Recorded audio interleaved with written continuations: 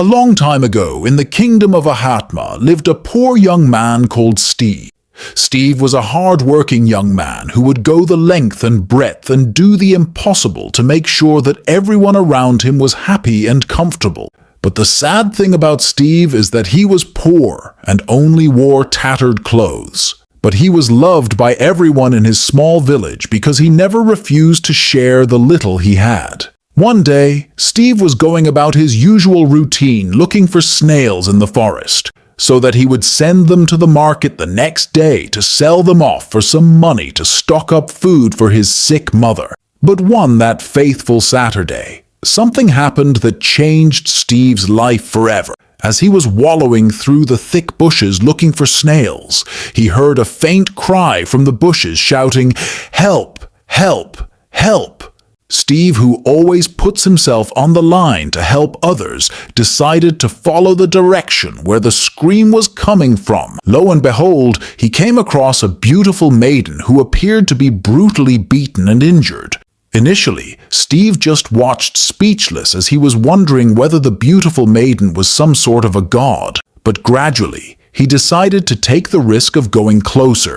Maybe she could be from one of the nearby villages and might have been the victim of kidnap, or she might have been attacked by some wild animals.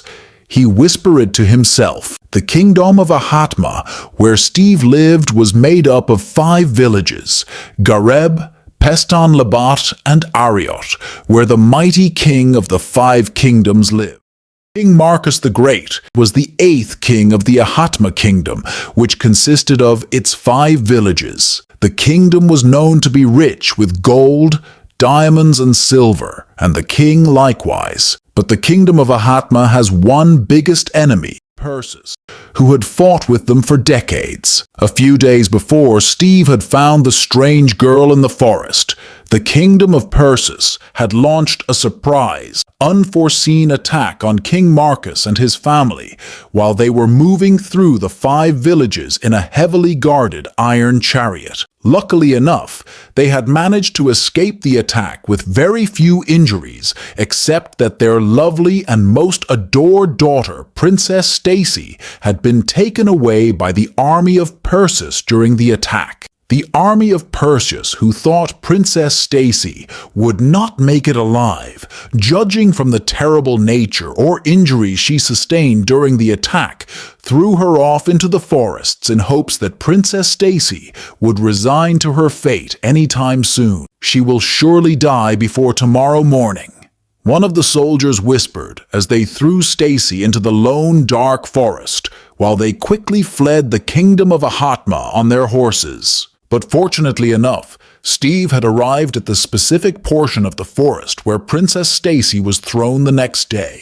and happened to have bumped into the dying princess just in time. He asked Princess Stacy who she was and how she had arrived there, but the dying princess had no strength to answer those questions. Without thinking twice, Steve carried the princess on his shoulders as he quickly ran towards home. He knew that every minute was very important, judging from how deeply the lady was injured. Still not knowing she was the princess, he carried her home in an attempt to save the dying girl. It was already getting late, hence all the villagers were asleep. He hurriedly ran to the house of the town's only herbal doctor. "Doctor, doctor, doctor, please hurry up and come with me. There's a dying girl in my room," Steve told the doctor as he panted for breath. The herbal doctor wanted to ask more questions, but looking at how kind of patriotic Steve was, he kept his questions to himself as he hurriedly carried his bag that contained some herbs and followed Steve to his house. When they got there, the doctor knew he needed to start treating the princess instantly in order to stand a chance of saving the dying girl. So he quickly made some concoctions and gave to the princess to drink to reduce the pain. He also rubbed some herbs on her wounds to stop the bleeding and make the wound heal faster.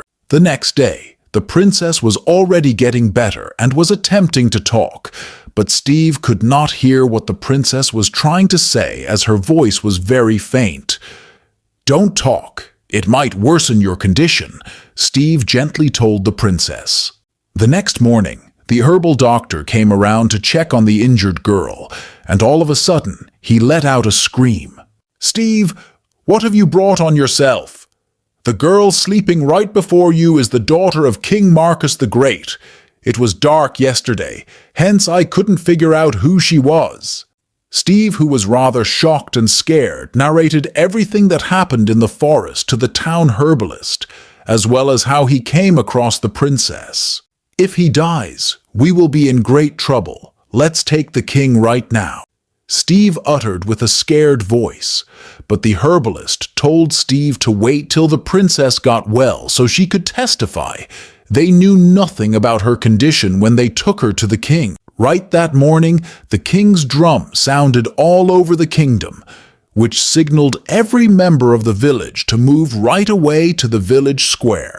In the next 10 minutes, everyone headed to the village square except Steve, who was still taking care of the princess. An announcement was given about what had happened to the princess, and anyone who helped rescue the princess would be made to marry the princess, thereby becoming the prince and the next king of the kingdom, since King Marcus the Great had no male son.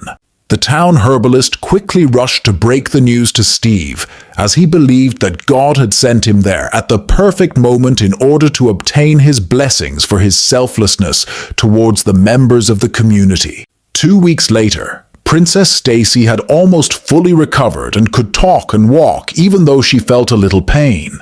Princess Stacy had narrated everything that had happened to her and how she was abandoned in the forest to die.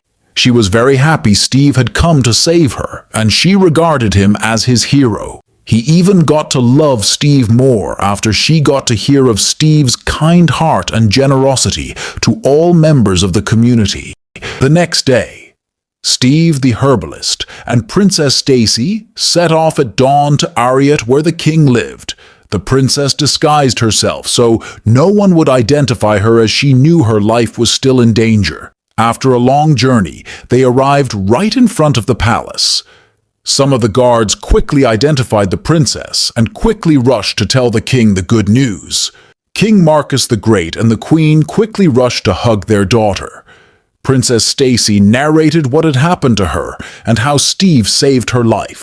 The king threw a big party in the whole kingdom where they celebrated for 7 days. As promised, Princess Stacy and Steve got married, after which Steve was crowned the Prince of Ahatma Kingdom. The herbalist was also heavily rewarded and became famous in the whole kingdom. Everyone in the 5 villages of Ahatma Kingdom learned one big lesson: it always pays to be kind and generous to all. Steve's story changed their lives forever as they lived in harmony, helped one another, and shared everything they had with others. And I hope this story changes your life too. Please like this video, share it with others, and subscribe to this channel for more stories.